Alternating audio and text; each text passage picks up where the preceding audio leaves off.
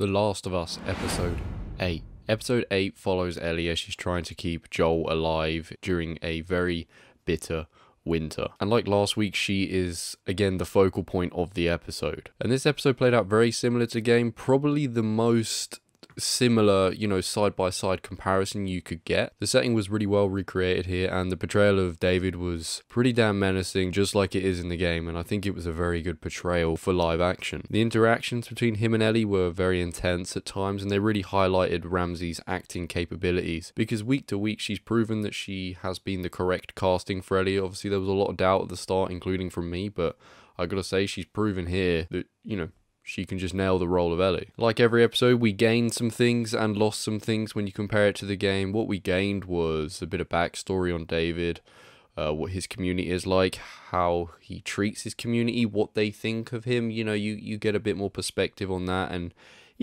whenever they add things like that to the TV show here, it always feels like it would be accurate. It always feels accurate to what we knew from the character originally from the game. It feels like these are things that would be likely, the additions that they've showed us. And of course we lost some things from the game, some extra segments. Once again, there was no infected in this episode, which has been a theme for about half the season. The episodes just won't have any infected, but again, it's not like super pivotal, especially to this segment of the story. Infected don't really play a major role. It's more about this, character interaction between Ellie and David, and then eventually Joel. So infected weren't really essential, but I would like to see more of them than we've got in this show, because I think the infected are just very interesting. They're not just your usual throwaway zombie.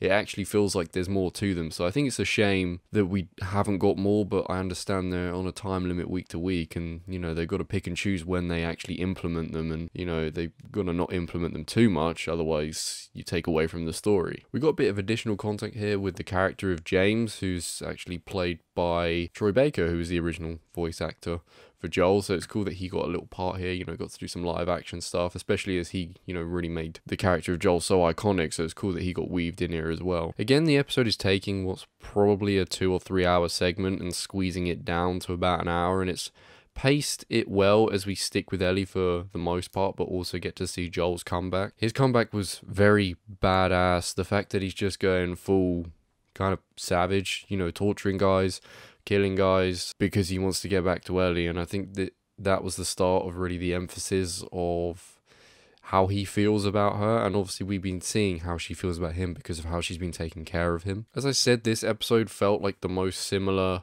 to the game in terms of the segment. It notably reused several iconic lines from the game, and also just set pieces and segments, such as the torture scene, such as the restaurant burning down, the way that fight panned out. It was very, very similar without actually feeling too gamey. If that's a word, I don't know if it is, but it just felt like it recreated it very, very well, and just, it honored the game well. Joel and Ellie reuniting was very cute. I feel like we're really feeling that connection between the two now, and I'm very curious to see how the last episode will pan out. Obviously, I'm aware of what's going to happen, but I'm just curious about what they'll be adding, what they'll be taking out, because, I think, especially for the last episode, you can't really go too far away from the source material. You can't alter too much, so I'm just curious to see how they piece it together, and if they can do it in a way that's as effective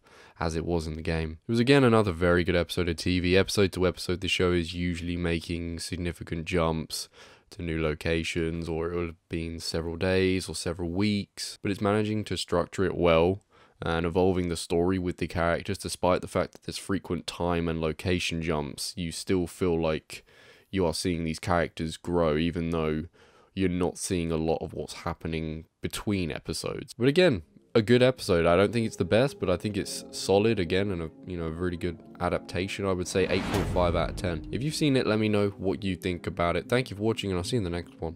Bye bye.